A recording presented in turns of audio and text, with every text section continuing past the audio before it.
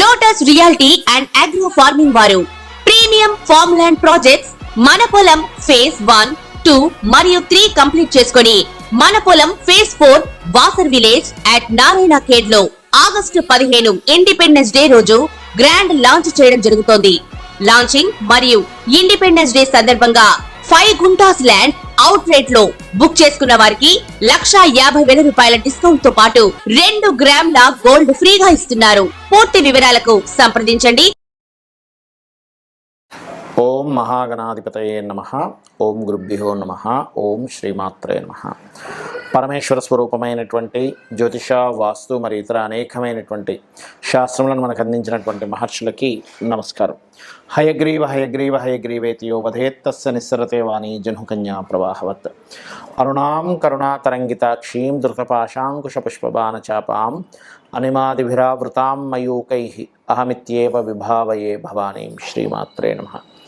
ప్రేక్షకులకి ఆ లలితాంబిక అమ్మవారి యొక్క అనుగ్రహం పరిపూర్ణంగా కలగాలని మనస్ఫూర్తిగా కోరుకుంటూ, మనం ఇప్పుడు చెప్పబోయేటువంటి అంశాలు ఏవైతే ఉన్నాయో అవి చెప్తుంది నేనైనప్పటికీ కూడా చెప్పేసిన సాక్షాత్ లలిత అమ్మవారిగా భావిస్తూ, మనకి చాలామంది నన్ను అడిగినటువంటి ప్రశ్న ఏమిటంటే 2024 చాలా దారుణమైనటువంటి స్థితుల్లోకి వెళ్ళిపోయింది. అదిగాక మనకు క్రోధినామ సంవత్సరం కలిసి రావడం వల్ల ఒకవైపు అంటే జలప్రలయాలు కానివ్వండి, లేనట్లయితే ఉద్యోగ సంబంధించిన విషయంలో విదేశాల్లో ఉండేటువంటి వారికి విదేశీ ఉద్యోగ సంబంధించిన అనేకమైన ఇబ్బందులు కానివ్వండి, గొడవలు కానివ్వండి, ఎంతో గందరగోళ పరిస్థితులు ఏర్పడ్డాయి కదా.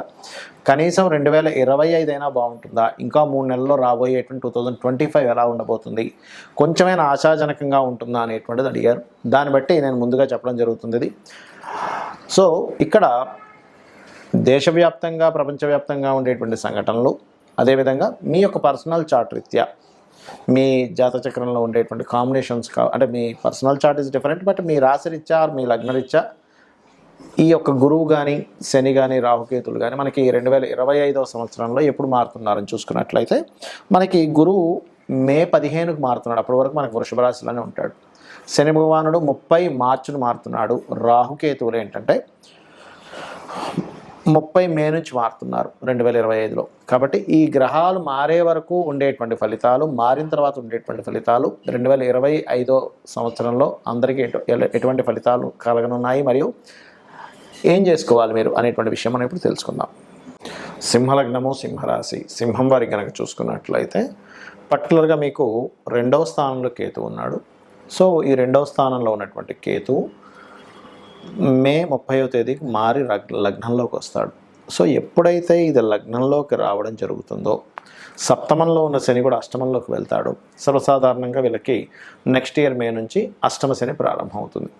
ఏమంటే అష్టమ శని అనగానే మనం భయపడాల్సిన పని లేదు. అష్టమ శనిలో మీకుండే ప్లానటరీ పొజిషన్స్ బట్టి ఉంటుంది.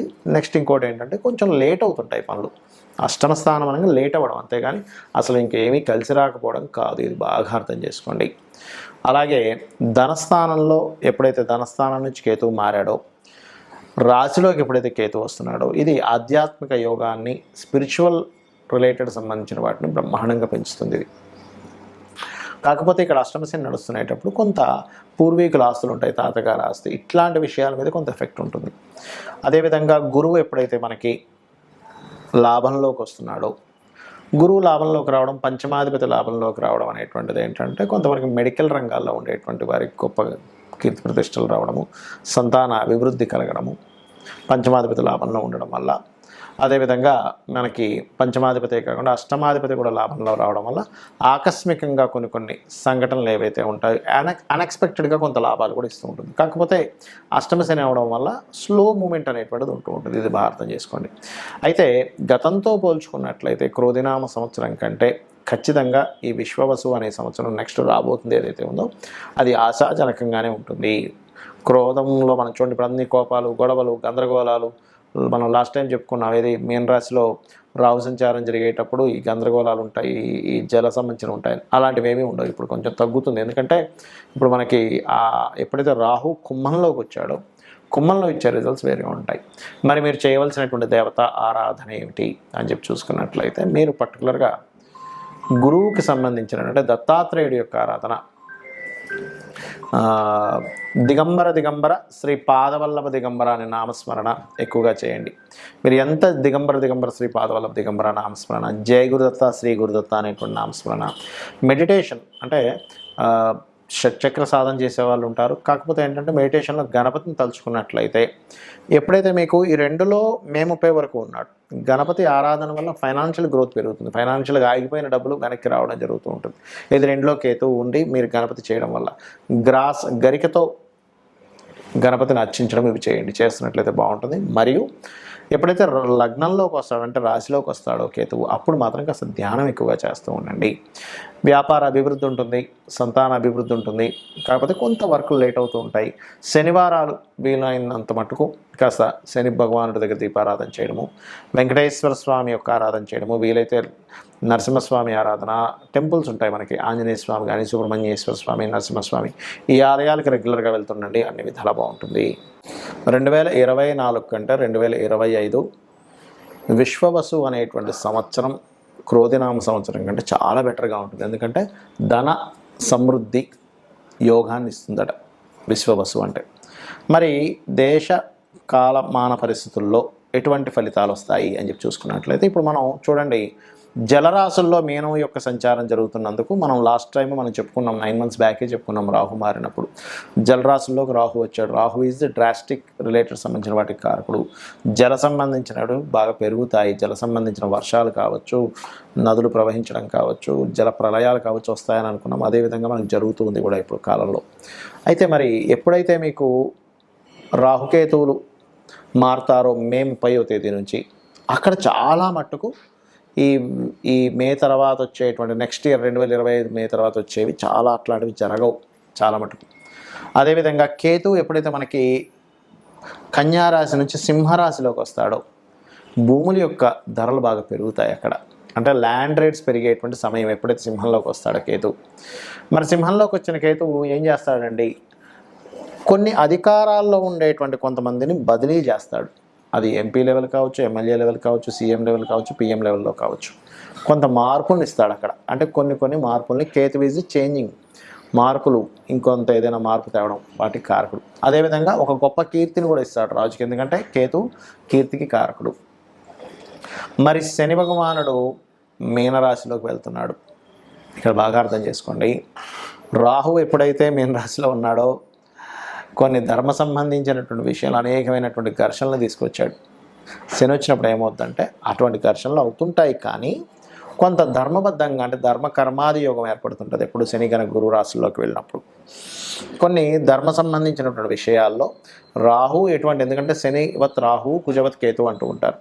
రాహు ఎటువంటి ఫలితాలను ఇస్తూ వచ్చాడో ఈ శని మీనరాశిలో ఉన్నప్పుడు ఏంటంటే ఎక్కువగా అంటే వర్షాలు పడవు, కానీ కొంచెం ఎక్కువగా ఎండ తక్కువగా ఉండడం, ఆ 2.5 సంవత్సరాలకు అసలు మబ్బు బట్టి ఎక్కువగా ఉండడం, ఇట్లాంటివి కూడా కొంత జరుగుతూ ఉంటాయి. అంటే చల్లదనం, కోల్డ్నెస్ పెరుగుతూ ఉంటుంది. ఎందుకంటే జలరాశుల్లోకి వెళ్ళిన శని కదా, కోల్డ్నెస్ మీకు కొన్ని దేశాలు మంచు ఎక్కువ పట్టడం కానీ, అదేవిధంగా ఎండాకాలం ఎందుకని ఎండ అంతగా ఎక్కువ కనిపించట్లేదు ఏంటి అనుకోవడం కానీ, ఇట్లాంటివి ఎక్కువ జరుగుతూ ఉంటాయి. ఎందుకంటే ఇక్కడ ఇది ఒకటే కారణం కాదు, కేతువు కూడా సింహరాశిలోకి ఎంటర్ అవుతున్నాడు. అంటే రవి ప్రచండంగా వచ్చేటువంటి దానికి కేతువు ఎప్పుడైతే ఉన్నాడో మీరు గమనించవచ్చు.